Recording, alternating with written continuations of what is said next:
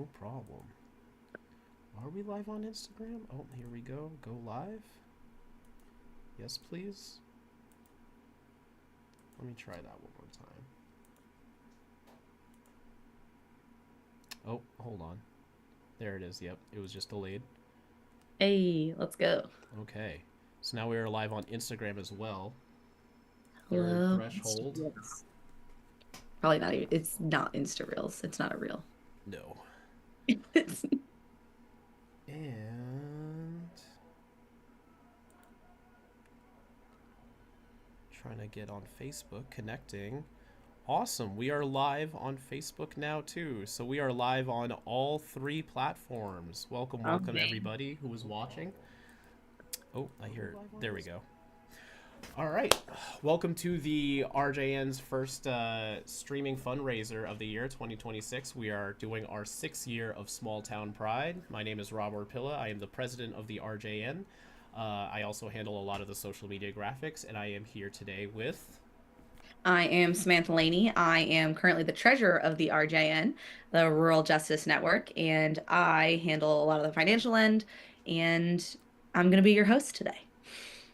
That's right. So every year we do this small town pride event. Like I said, this is our 6th year doing it, so we're very excited to keep this tradition going. This is our 2nd year in Spencer, Massachusetts. At O'Gara Park is where we're going to be having the event. It will be this June 27th from 12 p.m. to 5 p.m. And Samantha, would you like to tell us a little bit about the history of Small Town Pride and what led up to this event? Absolutely. So we started this little ragtag. It wasn't even technically an organization yet, the Rural Justice Network, back in, I want to say, summer of 2020.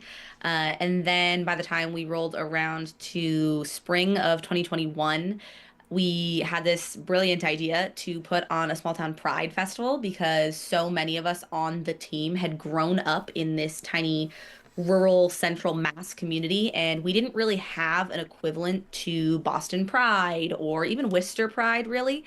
And we really wanted something kind of homegrown. And so we originally, it was in West Brookfield, and we did West Brookfield for 2 years. And then we kind of decided that a lot of us had been from lots of different communities, and I am from North Brookfield. My parents still live there.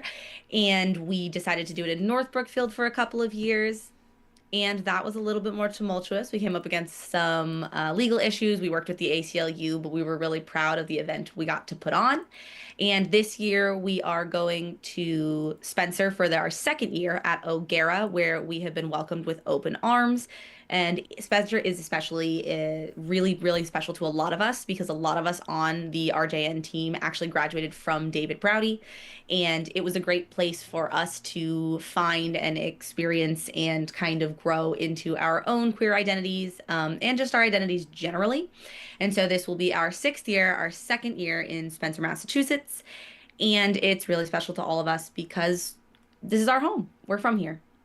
That's right. Yeah, it's very gratifying seeing the area that you've grown up with, being able to put on an event to this kind of caliber. It started off even our 1st year, like it was a small event, but I still felt like we had a pretty solid setup. We had a fair amount of vendors. We've uh, we've had food trucks come through. Mhm. Of a wide variety of performers. We've had drag performers, we've had local bands, we've had other musical acts, we've had some speakers from some local politicians come. Uh, Recently, we also had Tim McCormick on from the North Brookfield Public Schools. That was really nice. That Um, was, I'd say that first year was also crazy because nobody even really knew what was happening. And West right. Brookfield Common, if you've ever been there, is like a just kind of open field in the middle of the center of town. So we had so many people who may not have been seeking out a pride event kind of get to participate and see in like kind of this safe space that they might not have otherwise entered.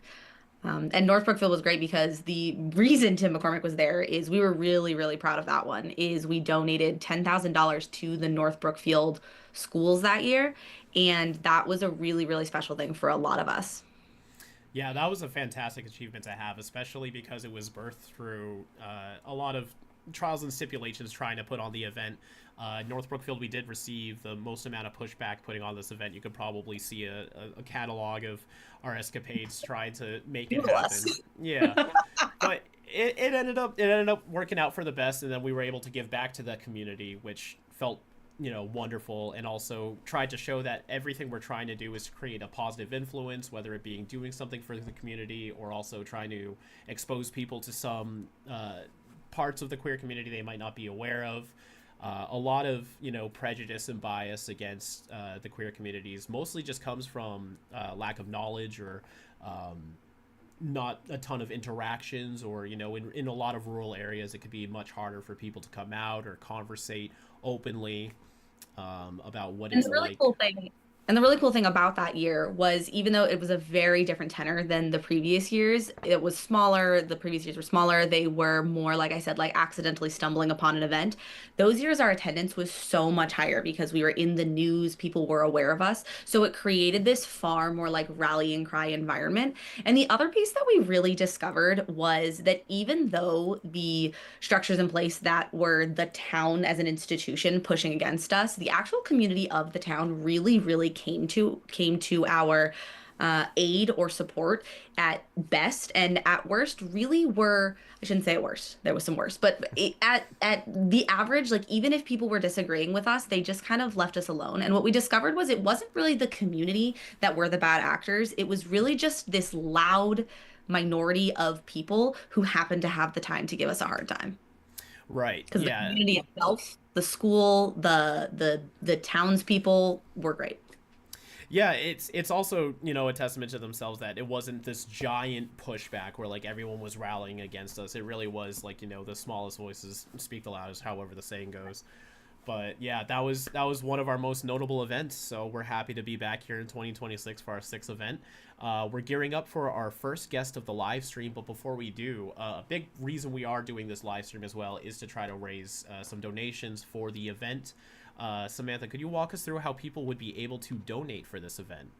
Absolutely. So we floated that number of $10,000 that we gave to the schools, and that makes us sound like a big ticket organization, and we are absolutely not. That was Oh actually the no. money that we got from a lawsuit, and we wanted to make the statement that we were never in this for the money, so we gave the vast majority of the money that we got from that lawsuit back to the town. We are operating on a shoestring budget with a ragtag team of locals who are really excited to have you contribute because that's really how we do this is as a grassroots organization.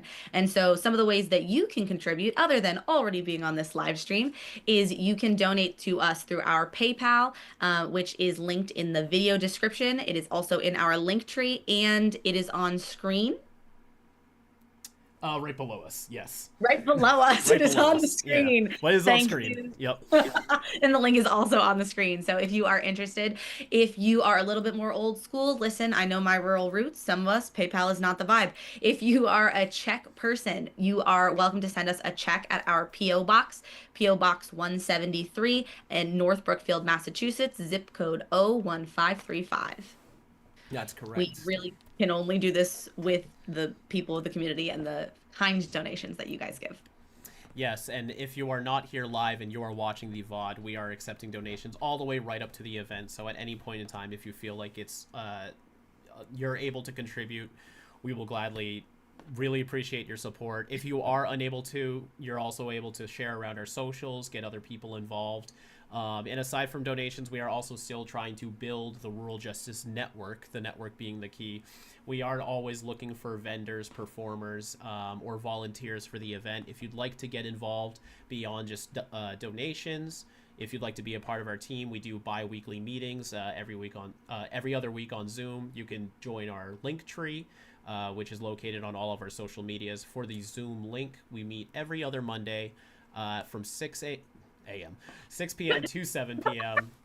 If you're very curious about the details, we'd be happy to walk you through it. You can also contact us via email. But without further ado, I'm going to drop out and let you take over because it seems like our first guest is ready to go. Would you like to introduce them? Amazing. Absolutely. So our first guest is Sativo Green from Drag Story Hour. Last year was the first year that we had Drag Story Hour at our small town pride, and it was an absolute hit.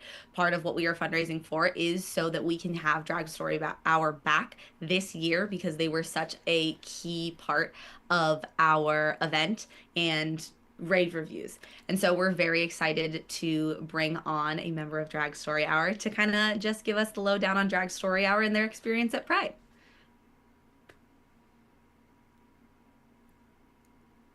Hi. Oh, you're muted. Hello. Hello, hello. Welcome, welcome. So, would you like to introduce yourself to our fabulous audience on the interwebs? Oh, absolutely. My name is Sativo Green. I'm a drag artist with Drag Story Hour of the Berkshires. Absolutely. We were you were at our event last year, right? You I got to. was with Oh, Poppy the Bubbly. It was I absolutely beautiful. That thank you. field, the whole setup.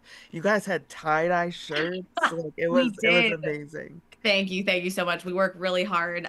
It is nothing without you and the people watching and the donations we receive. It is truly just like a really small grassroots event. And so we want to talk a little bit about you. So the first thing that I have on my little list is tell us your history with Drag Story Hour and what role you play. So like where do you fall in this queer community organization? Absolutely. I have been with Drag Story Hour of the Berkshires since our inauguration, March 2nd of 2024. We're going into our third year. And I have been last year at our first annual fundraiser. I was named Volunteer of the Year. Pretty Congratulations. much I'm just always there and willing to jump in wherever Poppy and the other girls need me. I've done so many story hours. I did all the story hours for our local farmers market last year. Um, yeah, I love it. That's amazing. I mean, you're clearly dedicated. It's Tuesday night. We're on Zoom and you are in full glam over here. So we deeply appreciate you and everything you Yeah. do. So clearly you find this work very fulfilling and important. So I guess the question that we would love to dig into is why do you find events like this specifically, like Drag Story Hour and Small Town Pride? Why do you think they're specifically important for areas like the Berkshires or rural Massachusetts? Oh my God, huge because visibility isn't just important, it's life-saving. Like, not everyone has the opportunity to grow up with access to queer spaces, queer representation, even language of who they are. The first time I found out like that there's words for what I feel was at Berkshire Pride, I think 5 years ago now.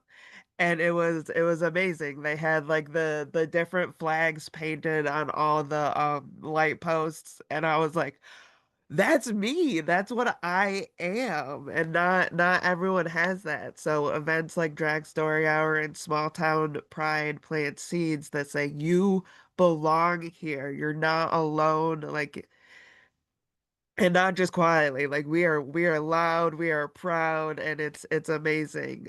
For families, it creates opportunities to raise kids who are accepting and not only accepting but celebrate the differences between people.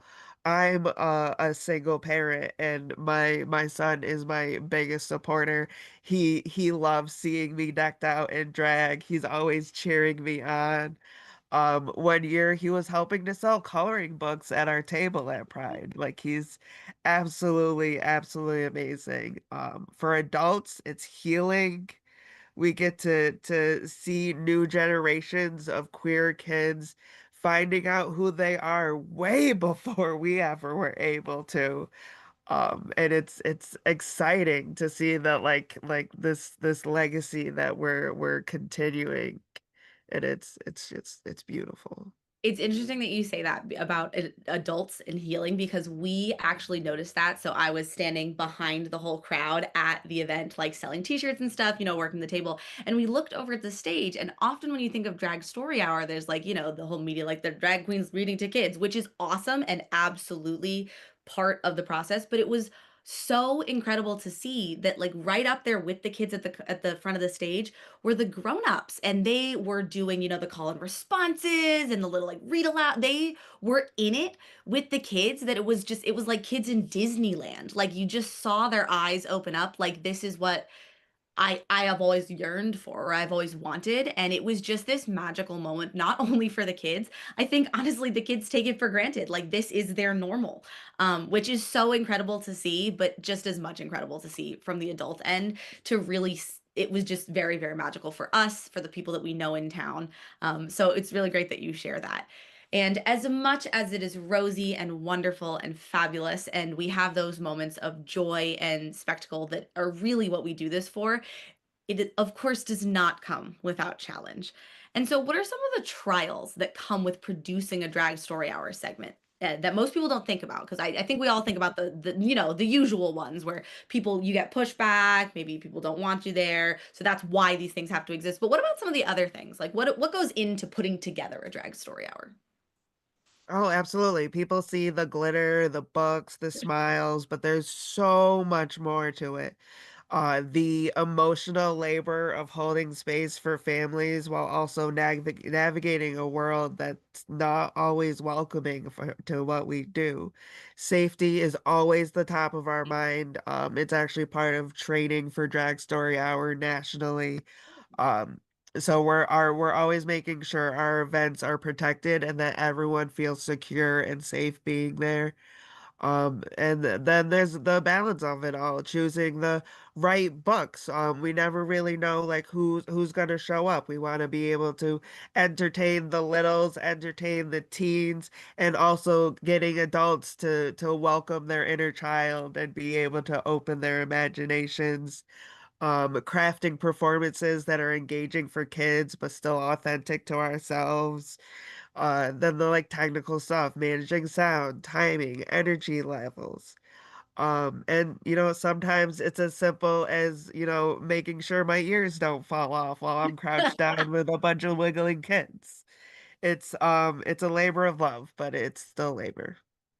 As a teacher, I so appreciate the careful curation of a book, of the book choices. What goes into that? Like, how do you guys decide? What are some of the conversations you have about which books to bring? Oh, absolutely. I usually think of like themes. We always try to do like we love Little Miss Hot Mess. She's one of the founders of Drag Story Hour, and her books are amazing. We love I always end off with one of her song and dance books. It's definitely like a nice little like tie-in to it. Uh if we're suspecting like a certain age group, we'll tailor to that age group. Mostly we bring a lot of books. Every year I like hoard books from the Boston Public Library, and I leave with like I have like a special deal with the local librarian near me, Ooh. so I can get like double the books, and we have the whole like book display. So as a teacher, I got a soft I spot love for the book that. displays. I love the book displays. And so tell us about the future of Drag Story Hour, the future for you, things that you guys are looking forward to, and events that you might have coming up. Plug yourselves. Absolutely. We like I said, we're going into our third year. We're so excited. And we're looking to grow not only deep roots but wide branches. We've been adopted by Berkshire Pride as an official program. We're expanding in numbers, we're expanding in impact, more schools, more libraries, more partnerships with organizations such as Rural Justice Network and Small Town Pride. We're diversifying our performers. We each bring our own culture, style, and story to the table. A big part of that future is accessibility. We are actively seeking sponsorships, donations, and grants so that we can continue offering Drag Story Hour free to our community. Because cost should never be a barrier to joy, representation, or belonging. And that's a good place to plug our upcoming extravaganza fundraiser, Once Upon a Comeback. Our last year's fundraiser was unfortunately cut short due to some hate. So this year it's gonna be bigger, better. It's gonna be a huge dance party. It's April 18th. Doors open at 7:30. Show begins at 8. It's gonna be at Wander Berkshires in Pittsfield. Um, and it's gonna be amazing. It's not just a show, it's a celebration of resilience, creativity, community, and it really helps fuel everything that we do year round. Last year, it funded the I think I did 6 story hours at our local farmers market, and part of that was funded from our fundraiser. That's amazing. Um, It yeah, sounds like at it the will be end a of the day, it's not just about reading books, it's about rewriting community, what community can look like, and we're just getting started. Yeah, absolutely. And I guess as kind of our last rounding out is I know what it meant to me. But just share with us like a memory, like one of those moments where you're like, ah, this is why I do this from a story hour that you've done in the past. Oh my I gosh. know, so many to pick from. I know. What a tough question. I think every time I get like a reoccurring kid that's like super excited to see me. We've done coloring books of our faces. So to be able to have a kid gift me a coloring page that they've colored of me, and like it's all decked head to toe in green, like it's honestly, it's kids understanding me. Like I am this goofy green like goblin gnome guy, and like some parents are like, "Whoa, this guy's a little bit much." But like kids are like, "Green's my favorite color too." And it's like, "Yes, you get it." It's always like the little things, right? And they always say, what is that? What is the thing they always say is people always like, oh, how do you explain it to the kids? You don't have to explain it to the kids. The No, kids get it. they get it The more kids than get it. anyone else. The kids get it. I too am, if it comes in pink, I'm buying it in pink. So I too ascribe to the fact that if the color makes me happier, why wouldn't everything be that color? Absolutely. So I get you. I got you. That and I'm a sucker for anything sparkles. So the beard and the mustache, it kills. It slays every Yeah. single time. And is there any last words you want to share with the community, with anybody out there who might not have access? Like you said, we're fighting and we're fighting and we're fighting. But if this is their small sliver of access on the internet, on our live stream today, what would you want them to hear? I just want you to know that you are not alone. You are loved. You are welcomed and celebrated. So go out into your community and find your people, because we're here and we're waiting for you. We're here, queer, and not going anywhere. Exactly. Thank you so much, Sativo, for joining us. We Thank you look for having forward me. to seeing you hopefully at our Pride this year, Spencer, Massachusetts, O'Gara Park, June 27th from 12 p.m. to 5 p.m. Catch you there. Everybody on that signed on, we hope to see you as well for fabulous acts like Drag Story Hour and many others to come. So thank you so much for coming on. We were so happy to that have you. Yes, thank you for having me. Of course. Have a wonderful night. Hello, everyone. That was again Drag Story Hour. They were a key actor at our last Pride that was also at O'Gara in Spencer, Massachusetts, O'Gara Park, June 27th at 12 p.m. to 5 p.m. will be our small town Pride event this year. Currently, if you're just signing on, I am Samantha Laney. I am one of the founders of the Rural Justice Network, and we are fundraising to be able to have fabulous acts like the Drag Story Hour and a lot of local acts as well to participate in our drag story hour in our small town pride this year. If you are interested in donating, the PayPal link is in the video description. It is on our link tree that can be found on all of our socials and is on the screen. I have been told is below me by my fabulous tech guy. If you are, like I said, a little bit more old school, I get it. I know my rural community. If you're still a check person, we are also accepting checks for donation through our PO box, which is PO Box 173 in North Brookfield, Massachusetts, 01535. So if you are looking to donate monetarily, if you are looking to donate or be in support in if you are looking to donate your time and support us in that way, we also have bi-weekly planning committee meetings. You can find the information for that on our socials as well. These meetings are for people who want to participate in the planning of Pride, but also if you're just looking to find out what's happening, to be kind of in on the ground. We are not an organization that has, hard requirements to be a part of it. We are a welcomes all, step up, step back organization, and we would love to have you there for nothing other than your fabulous ideas and presence.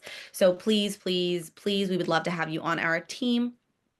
And then we are also looking for still performers, vendors. So if you know someone from the local community in central Massachusetts who sells something, arts and crafts, that we like to support small businesses. If you have a nonprofit of your own, any kind of resources that we can give to queer or the general rural communities, please absolutely send them our way. Please shoot us an email at ruraljusticenetwork@gmail.com.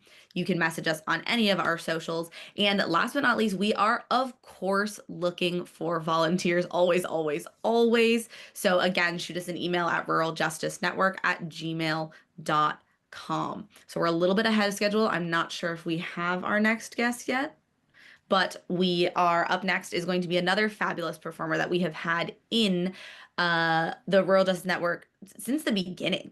I'm not sure they've performed every year, but they have been there since very early on. They are an old friend of mine, Merrick Henry, who is a singer, dancer, just all-encompassing performance artist who brings a special amount of glamour to Rural Justice Network's event.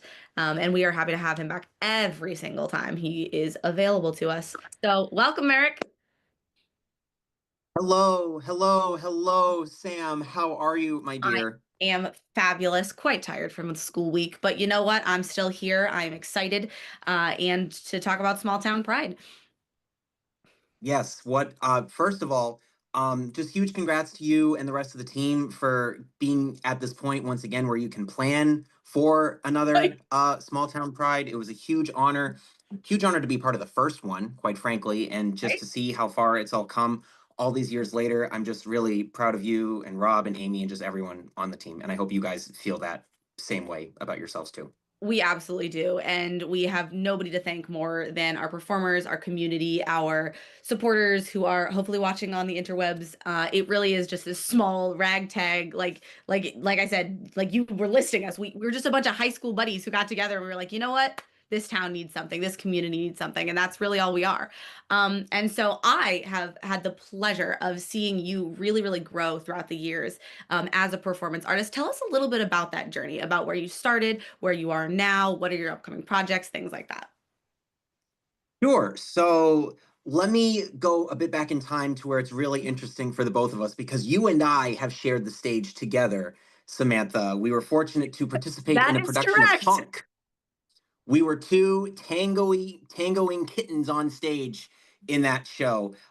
So if she's ever downplayed her historic stage career, don't let her fool you, friends. She's a knockout on stage too. And for those of Um, you who missed it, it's Honk. It was the story of the ugly duckling back in the yes. day.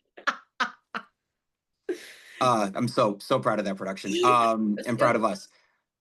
So yeah, so theater has been my first love. That's where I got a lot of my training, my sense of self as a performer, what I like to do, the kinds of not just characters that I like to play on stage, but even just how I present myself in like conversation like we're having right now. A lot of that came from theater. And after high school, I started to pursue more music. More music had just entered my life from other seeing other pop entertainers take on the world and just the circles that I had put myself in throughout high school and then eventually, going into college as well. And so we'll jump ahead to today, or I guess rather last year where things kind of changed a bit for me. So last year's Small Town Pride, right before, Mhm. maybe it was like less than a month before I was going to come out and perform for the 5th anniversary. I didn't really know what I was going to perform for you guys, to be honest. Neither do Like we. you have you have some stuff prepared, but I had just finished up a run with my band at the time, and I was ready to go out as myself, just me Mhm. solo dolo and perform for you guys. But I hit up my two very good friends, Nathan Bentley and Jaquan Oliver, who we had all kind of been hovering around each other's dance circles for a while, for about a year and a half to that point. And I said to them, "Hey guys, I have this thing coming up that means a lot to me, and I'm going to be out there either way. But is there any way you'd want to just join me on stage and we can all just kind of dance for 20 minutes and just see what happens and throw things at the wall?" And they said yes without really asking any other questions on it, which still blows my mind that they would. True And artist.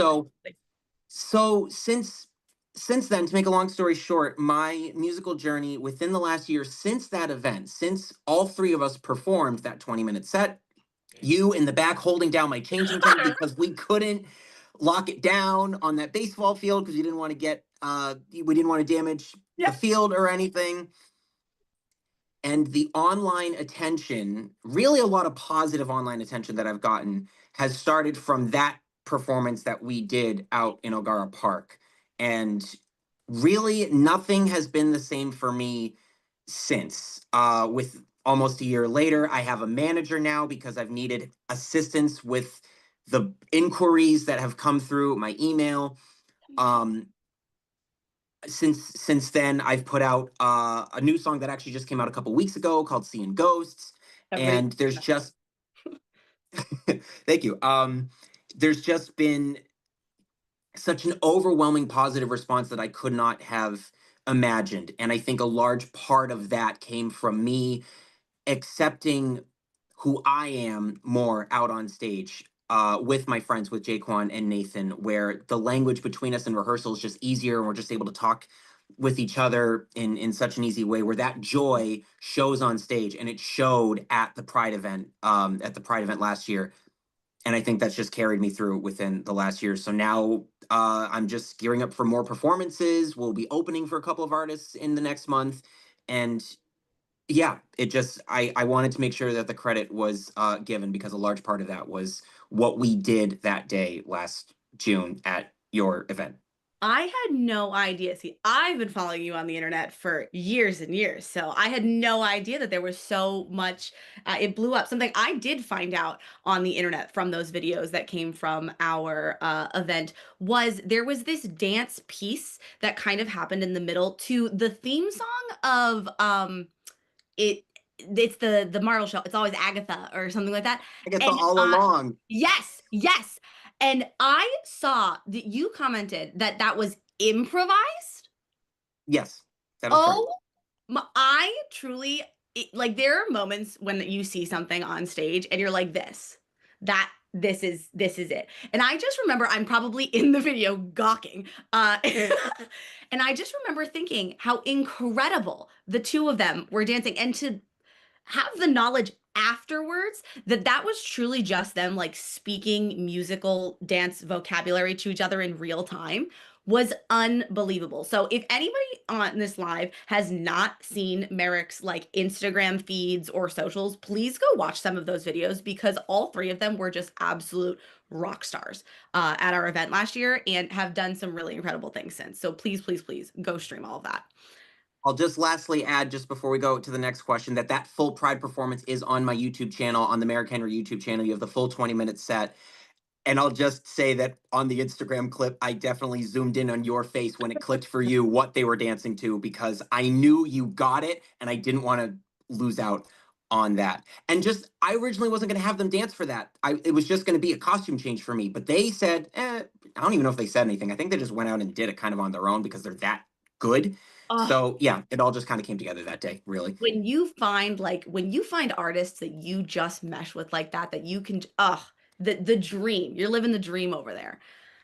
That's been the game changer for me. For as long as you've known me, adding them into the act, that has changed the entire game for me, including them and the rest of the network of the anomalies from there. So just yeah, the life step changing. up, the level of production, like you can see it in the stuff that you've produced, and it's really, really incredible. And I'm again so honored that I got to see it from, back in the day, dressing up in like silly animals. Oh, how far we've come.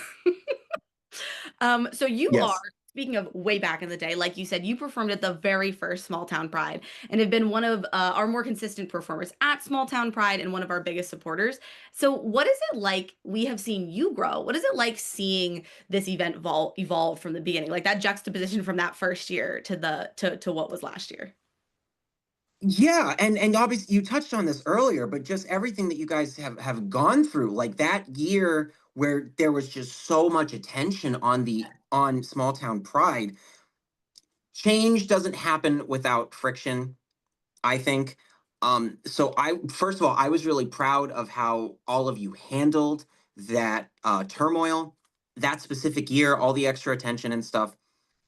And so to go from the Upper Common in Spencer to just having this brand open field, grand open field for you guys to play around in and just have all this freedom. It's just been such a ride to watch from. I'm a part of the network, obviously, but just like outside and just see where you guys have gone. There's really just a lot of pride in your pride and everything that you guys have put together in the last few years. We organize festivals back home in Fitchburg. We understand, I think, very well how much goes into these things, and the rules change every year. There's new faces, there's new ways to do things and stuff. So it's never easy, but it does get a little bit easier each time. So the fact that you made it to a 5th year is already more than most festivals and events can say for themselves. Yeah, thank you. It's definitely been a crazy ride, and like I said, there's really just like a handful of us with it, like you said, interchanging faces, like different supports each time. We have some longtime friends who are in and out.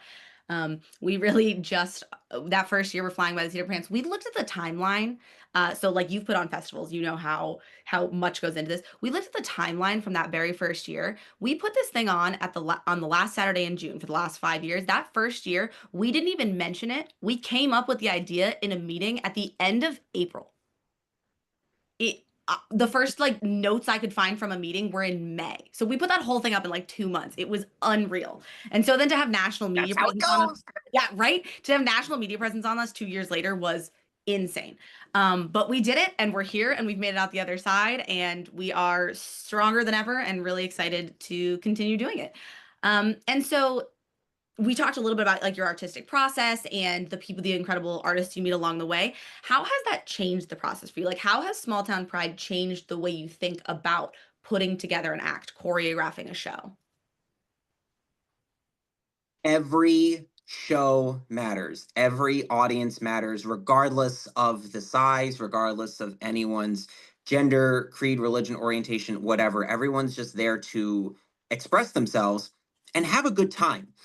And a lot of the internet will make you believe that you need a big enough crowd in order to justify your own existence when you're out there. And mind you, I'm blind without these things, but being out there at Small Town Pride, I can still feel the excitement and the happiness from everyone that's in the audience. I know that they're enjoying themselves, and I know that they were there for the day longer than I was, and they've seen a lot of great entertainment. They met a lot of remarkable people at these vendors, either selling t-shirts or giving more awareness for their organizations and stuff.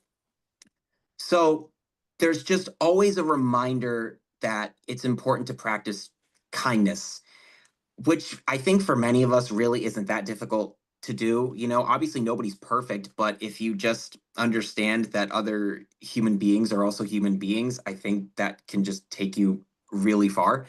So just being around the great people at Small Town Pride specifically, there's just a lot of joy in getting to do what I do for a crowd that maybe isn't necessarily aware that they're about to get this, insane pop show for like 20 minutes. But here we are. But I know that they're appreciative and they enjoy it. And I know that goes without saying for every other act that has come through the festival. So yeah, it's always a great reminder each day that I come out to just practice kindness, and I feel that I get that returned from you guys and from everyone that comes out. Oh, thank you so much. We appreciate that. We love having you. You are a fabulous addition on any roster of performers. And so, in the excitement as to what is happening and what you're doing, what can we expect next from Merrick Henry? You said you released a song that everyone should. What is it called? Something with ghosts? Seeing Ghosts. Seeing Ghosts. All right. So everybody go stream Seeing Ghosts. Where can you get on Spotify? Do you already on Spotify? Yep, it's on everything: Apple Music, YouTube, Spotify, all of the things. What else? The What else is short happening?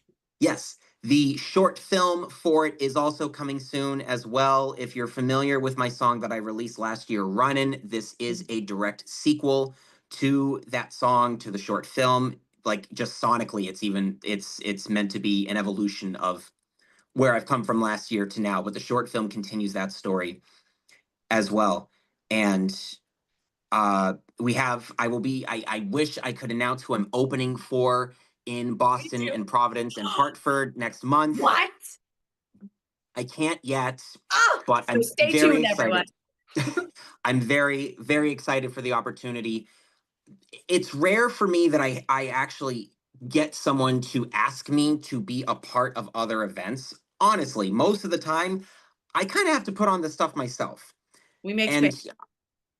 sorry? I said we make our space. Yes, exactly that. And so you guys have always been good about reaching out and wanting to include me in the work, and I immensely appreciate that.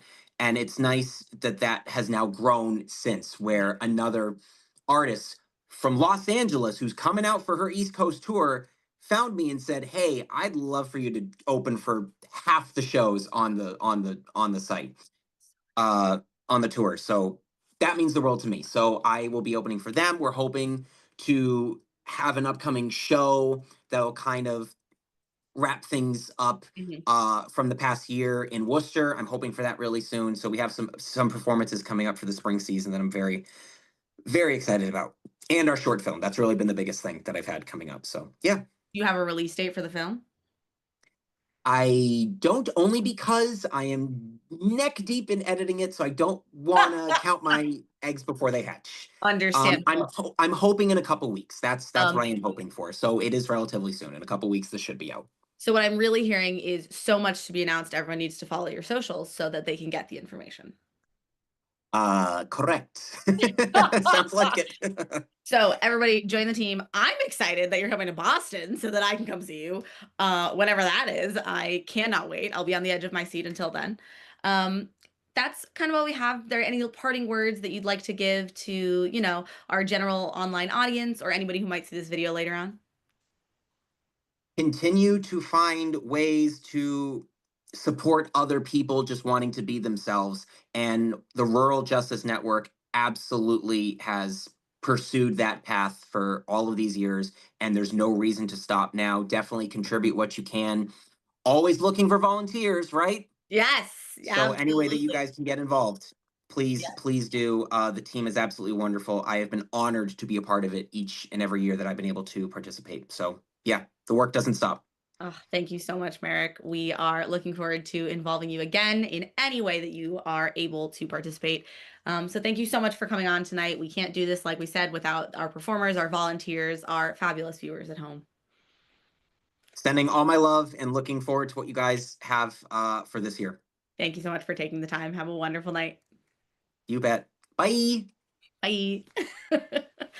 And so just like Merrick was saying, we are always looking for volunteers. We are looking for donations. If you are just tuning in, my name is Samantha Laney. I am one of the founders of the Rural Justice Network, the organization that puts on small town pride in central Massachusetts each year. This year, we are going to be putting it on in Spencer, Massachusetts at O'Gara Park on June 27th. It's always the last Saturday in June from 12 p.m. to 5 p.m. We are tonight live streaming in the name of donations because we are a grassroots organization, a ragtag team of central Massachusetts folk who just believe in rural America and that rural America has heart. So if you are looking to donate or support us, we are accepting donations via PayPal. The link to that is in the video description. It is also in our link tree that can be found on all of our social medias, and it is on screen, I think. And so I can't see it, so that's why I keep making that joke. So if you if you don't have PayPal and you still want to support us, we are accepting checks to our PO box, which is PO Box 173, North Brookfield, Massachusetts 01535. We understand that not everyone has the monetary ability to donate. That is a-okay. We are still looking for your help and support through your time. And so in addition to signing onto this live stream or watching this video later on, we would love to have you on our Pride Planning Committee. We have bi-weekly meetings on Monday nights. You can find information for that also on our social medias. We have a fabulous social media guy who gets all of our stuff updated. And we are currently looking for and soliciting the help of vendors. So if you know anyone who has their own nonprofit or a small craft business or even a local storefront, we don't charge for tabling we do not generally charge for tabling. So please, we are just looking to support and promote community organizations, community businesses. We have had everything from local theater companies to little startups to some of the larger some of the larger businesses in our small towns. And so we're looking for vendors. We're also looking for performers. Genre of a performer can be anything. So we just had Merrick on, who does this really great pop dance act every year. And then we have Drag Story Hour. We have had singers, slam poets. If you're a mime, for all we care. But our pinnacle is always our drag queens. So if you know somebody or are yourself looking to try out drag, please send us an email at ruraljusticenetwork.com at gmail. Nope. Please send us an email at ruraljusticenetwork@gmail.com. You can also find all of this information on ruraljusticenetwork.com. We have a website that is fabulously designed by our same guy. Rob is amazing.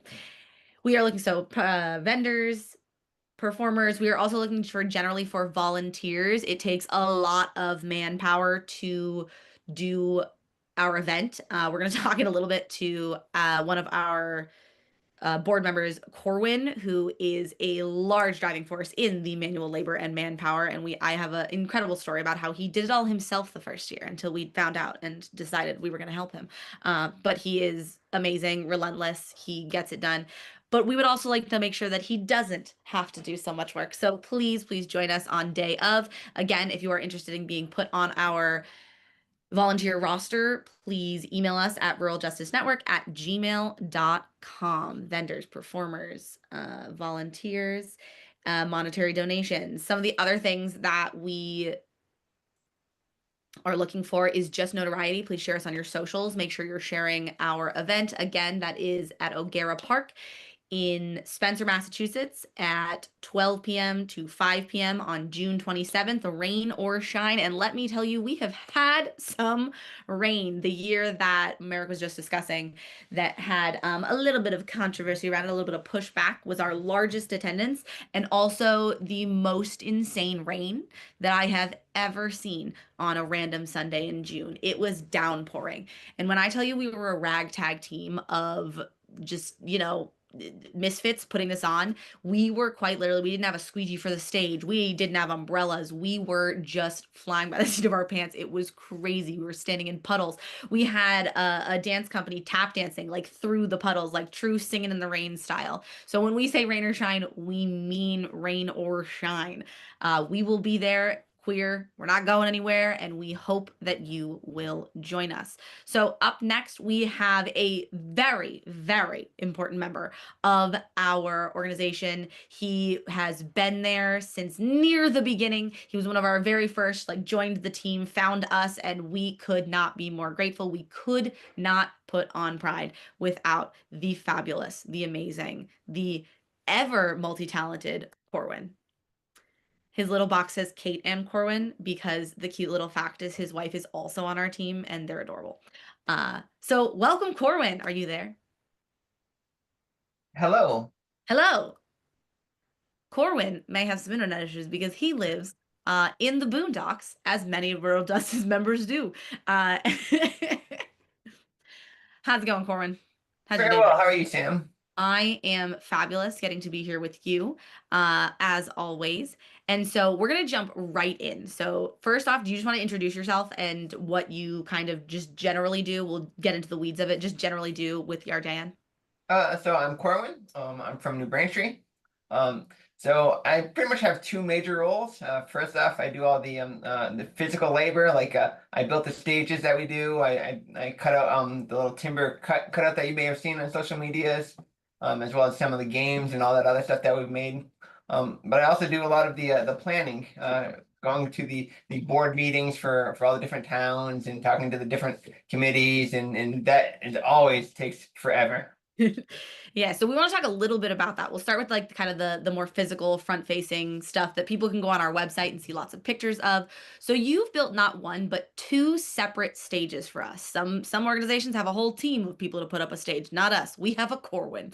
So you built two separate stages and Timber, our mascot. So for those of you, again, you can go on our website and see us. We have a life-size mascot cutout that is gorgeously painted of our mascot Timber, who is our cute little deer. So tell us about what it was like putting all that together and anything you've learned from these very niche projects. So the first year, no one really knew what the size measurement needed to be. We went with a 8 by 12, which really turned out to not be big enough. I didn't know, and it was the middle of the field, so you can't really tell measurements very easy in the middle of a field. So we went with a 8 by 12, and I painted it all up in the progressive pride flag, so that way it would look nice. We found out throughout the course of that day that 8 by 12 just was not big enough. Yeah.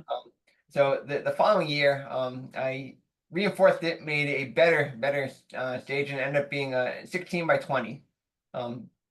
Because I made it a stronger, usable staging, it ended up being a lot heavier. And so just hauling that thing around. I remember the first year of using it. My father-in-law helped me take, I think it was like 4 or 5 trips back and forth in his truck, carrying a quarter of it at a time.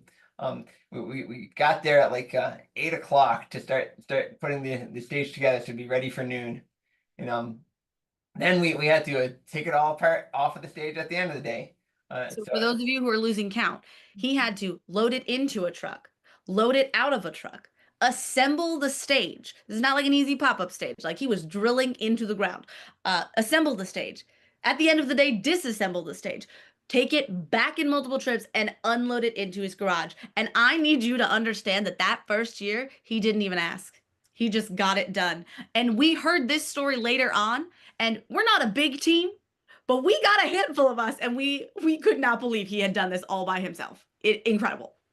That was one of the great things. Year 3 and pretty much every year since then, people have helped me, at least carry the stage back to the trucks and all that stuff to make the physical labor of it not quite as intense as it usually is. And we got a little fancy. We got a little bit of money, and now we rent a U-Haul so we can do it in one trip. So tell us about Timber and also the progressive pride flag. When he says he painted the progressive pride flag, it is gorgeous. That original first stage, we still use it to this day as this gorgeous photo backdrop. Tell us about the painting of that, and also just how did you even make a large scale cartoon deer? So the progressive pride flag is very angular, so I could do it very much with math and figure that out and just break these. The first year stage is 3 sheets of plywood. So it was I made the triangle be 1 sheet of plywood, and then just the other 2 were just stripes. So in years after the first year, we used it as a backdrop. So I just built up a frame for 2x4s and braces, so that way it'll stand up. And we've had some pretty windy years where we stake it into the ground, so that way it doesn't get blown over. But for the big stage, I wanted to carry over the progressive pride flag. So I using a little bit more math, I put that in the middle, the center of the stage. So there's a nice bright pink border all around it that of paint that was donated to us. But then with the progressive pride flag right in the center. But yeah, Timber was pretty cool. We had come up with Timber as a mascot, and our lovely graphics guy Rob, he made up a Timber graphic, and I was able to use a projector and just projected that into my basement, where it was nice and dark, and traced it, around the whole thing, and then I also once I had that cut out, I went out with a jigsaw and cut the whole thing out, and then I brought it back downstairs, put on the projector again, and traced out every line for like his nose and his eyes and all that stuff. and then went over those lines with first the black paint, and then I colored it all in just like a giant color by number. That is, I would have never thought of that, the projector piece. And for those of you who haven't seen this, you really have to go on our website and find some pictures of it because it is not it is not like a blocky, undetailed thing. The idea that you cut all of like the little antlers, all that out with a jigsaw is crazy to me. Just for the fun of it, I was able to cut it out with leaving the whole cutout intact. So if we ever No. if we ever want to like paint in timber somewhere, we have a giant timber stencil. So you didn't even do it in chunks. You did it in one go, like it was Yep. that's you got guy people looking at on the internet like you have to go see the picture of this. Anybody who's ever used a jigsaw, which to be fair is our generally our demographic of Rural Justice Network, that is some impressive jigsaw work as a girl who grew up in her dad's garage. That is very, very impressive. So in addition to all the cool stuff you can see on our website that Corwin made like by himself in his basement. What a lot of people don't realize is that Corwin, you are instrumental in getting the more boring end of Pride done, like the paperwork piece. Tell us about that and specifically what it's like working with small towns who generally have like much smaller bureaucratic systems. So every town is unique. We've been in 3 different towns so far, and they've all been unique. It's a word. Uh, in our small towns, we tend to have most committees only meet like once a month, if not maybe twice. Like select boards meet more than once a month. But our first year, that year that we did it all in like a month and a half, was amazing. Everything just lined up perfectly. That I was able to hit the select board first, and then the board of health, and then the fire chief, and then it all just happened amazingly in a month. The following year, we went back to the same town of West Brookfield. So we already knew the process, and I already knew all the people, so that was easier because I already knew what to do for them. Mhm. But then we went to North Brookfield, and that was a whole nother story. Where first we Google us. first we went to the select board and got the first approval. But then they decided to rescind it and give it back to us, and that the whole big thing started. But even regardless of that, I still had to talk with the police department and the fire department and the board of health and all those all the different departments too. Right, because we kept planning and you kept doing all of the correct paperwork, even while there was an entire like national news coverage of a media battle happening behind you. You were just plugging away. Yep, because it's stuff we needed to get done regardless of whether they said yes or no. So it's all stuff that would need to be done. Yeah. And then we got to Spencer, and Spencer was incredible. Again, a unique town. They had different people. They have a Parks and Recs department. So it was mostly dealing through them rather than the select board. So it was but again, it was just time and going to the meetings and getting all the paperwork that they want done. So first you got to go there and find out what they want, and then you fill out that and go to the next meeting, which is usually a month later because that's just how these things go. Or sometimes it's even just they meet once every couple months. So Yeah. that's why I started in Spencer going in, I think October is when I started. And this year we're actually way ahead of the game. Got all our approvals, all our checks off. We had it in by January of this year, of the beginning of the year, we already had it all set up. And just like a small anecdote as to how hard, like small towns, if you are from a small town, like most of us are, you truly know how most of these committees are volunteer positions. They are just community members who want to be involved. For just a small anecdote as to how hard it is to hunt down these folks, is that there was once upon a time, I was going to go to a meeting with Corin and I currently live in Boston. I drove all the way out from Boston on like a Tuesday night. And this meeting had been canceled. And we found out because there was a like old school sign on the door. And it made for a hilarious story. But the idea that Corwin relentlessly pursues making sure that every T is crossed and every I is dotted is just, we couldn't put on this event without you, Corwin. And we appreciate you so much. Well, it's truly my pleasure. It's very much a cause I like a lot. It's very dear to my heart, and I'm happy to help in any way I can. Amazing. And we're almost out of time. But before we do our last plugs for donations, just for you, what is one of your favorite memories or experiences from Small Town Pride in the last couple of years? Really, it's just seeing the smiling faces. You hear people, and that there's kids there, and there's a kid's first pride, and they get to see all the beautiful colors and the rainbows and the smiling people, and uh, it's last year was great. It wasn't raining, so being in the sun, seeing all the happiness in the sun is a wonderful thing to have. Yeah, it was just so fabulous. And what do you see from the event in years to come?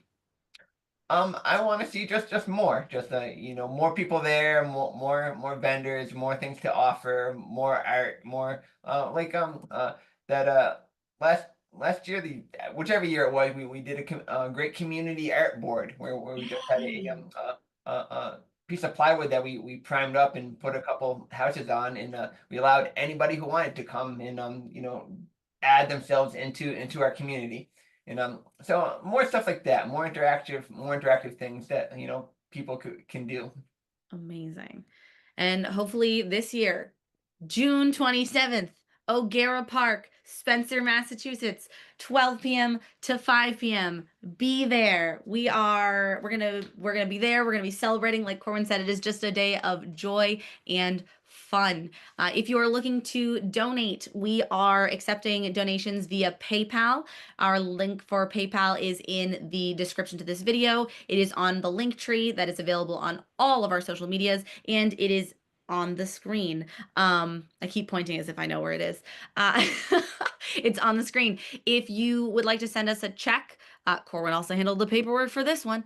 Set up a P.O. box at P.O. Box 173 North Brookfield, Massachusetts, 01535. If you are interested in getting involved, follow us on our socials and see when our bi-weekly planning meetings are. And most importantly, O'Gara Park, June 27th. We'll see you there.